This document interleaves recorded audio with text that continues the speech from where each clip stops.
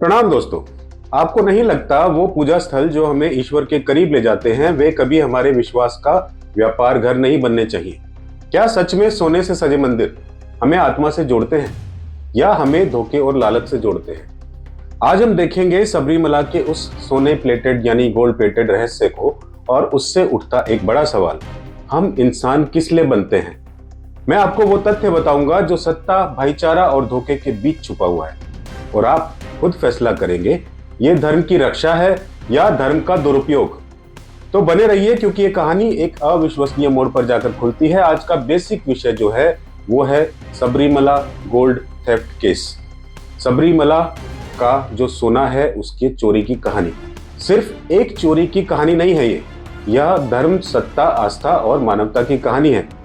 इस वीडियो में आप जानेंगे कि इस चोरी का पूरा कांड क्या है, किसने की, कैसे की।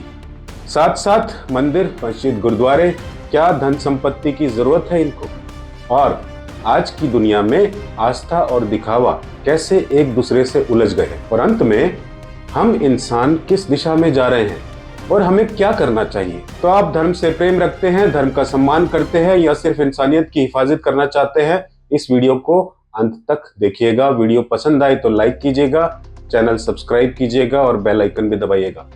और अगर कुछ बुरा भी लगा तो कमेंट करके बताइएगा सभ्य लैंग्वेज में। मामला है सबरीमला गोल्ड थेफ्ट, उसके पीछे की कहानी। थोड़ा पीछे चलते हैं, थोड़ा पास्ट में।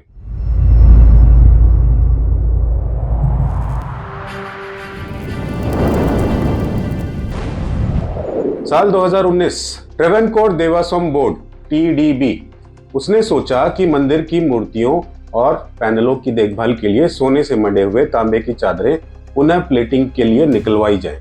प्लेटिंग होती है जो उसके ऊपर एक लेयर लगाई जाती है सोने की। लेकिन क्या वो पैनल वापस आए?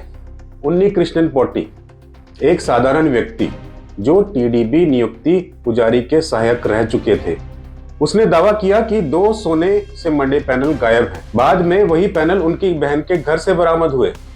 क्या ये सिर्फ एक चोरी थी या एक बड़ी साजिश? जब पैनल चेन्नई की रिपेयर फैक्ट्री पहुंचे, उनका वजन घटा हुआ मिला। कुल वजन में 4 किलो से ज्यादा की कमी थी। TDB के रिकॉर्ड में कई दस्तावेज गुम थे।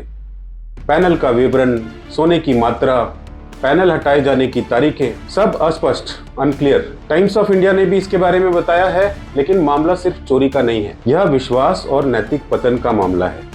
आगे बढ़ते हैं। अब यहाँ से कहानी में एक ट्विस्ट आता है।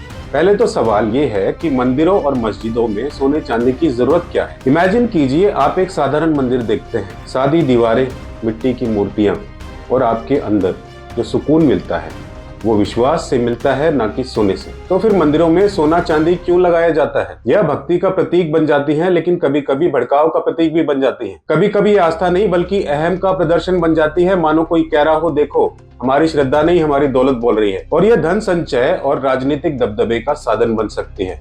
लेकिन असली उद्देश्य क्या था? कई पुराने मंदिरों, गुरुद्वारों और मस्जिदों को शुरू में बेहद सादगी से बनाया गया था। वहां पहले लोग आते थे प्रार्थना के लिए, सेवा के लिए। लेकिन धीरे धीरे वो मंदिर बन गए रखरखाव, संपत्ति और प्रतिस्पर्धा का अखाड़ा। आज के युग की इस दुनिया में दर्शनीय मंदिरों को बड़े आर्थिक निवेश की जरूरत होती है। ये टूरिस्ट आकर्षण बन जाते हैं, भक्तों और पर्यटकों के राजस्व, और कभी कभी धन का आदान प्रदान करना भ्रष्टाचार और सत्ता का संघर्ष भी बन जाते हैं। और जब मान, संस्थान और व्यापार मिल जाए तो कहानी बदल जाती है। आइए अब चलते हैं उस हिस्से पर जहां धर्म और लालच आमने सामने खड़े हैं। धार्मिक आस्था बनाम लालच, आज की ये जंग है। आज की दुनिया में हमारी आस्था दिखावे, प्रदर्शन और प्रतिष्ठा के साथ उलझती जा रही है। हम मंदिरों की चमक को ईश्वर की चमक समझ लेते हैं। Have you ever felt? कभी आपने सोचा है कि भक्ति के नाम पर लोभ को छुपाया जाता है? जब हम पूजा स्थलों को डिजाइन स्टूडियो की तरह सजाते हैं तो क्या वो पूजा का घर रह गई है या प्रदर्शन का मंच बन गई है? सबरीमला मामले में जो पैनल दान किए गए थे, 39 डेज में अपनी डेस्टिनेशन पे पहुंचे थे। मंदिर से बेंगलुरु और हैदराबाद होते हुए चेन्नई के रिस्टोरेशन फैक्ट्री तक। इस दौरान कुछ पैनल गायब हो गए और रिकॉर्ड में सामान्य तांबे कह दिए गए। क्या ये केवल चोरी है या क्या है, आप ही बताइए। जब मंदिर में रिकॉर्ड गुम हो, पैनल चोरी हो जाए और दलालों का प्रवेश हो, तब धर्म की जमीन हिल जाती है। सबसे ज्यादा चोट तो उसे लगती है जो ईमानदारी से भक्ति करता है लेकिन देखता है कि मंदिरों में ईश्वर से ज्यादा राजनीति है। और अब उस मोड़ को देखें जहां यह कहानी हमसे जुड़ती है। हम इंसान कैसे हैं और आज की दुनिया कैसी है। हम मंदिर जाते हैं to pray to find solace, लेकिन लौटते हैं खाली हाथ, क्योंकि लालच ने हमें खाली कर दिया है। मुझे याद है मैं खुद एक मंदिर में गया था।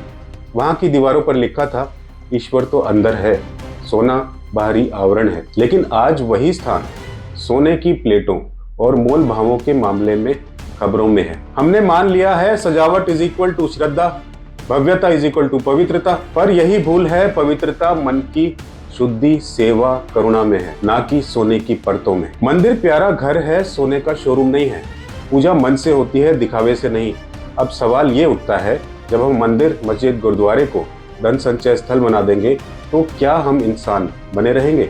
लेकिन इस कहानी का सबसे बड़ा मोड़ अभी बाकी है।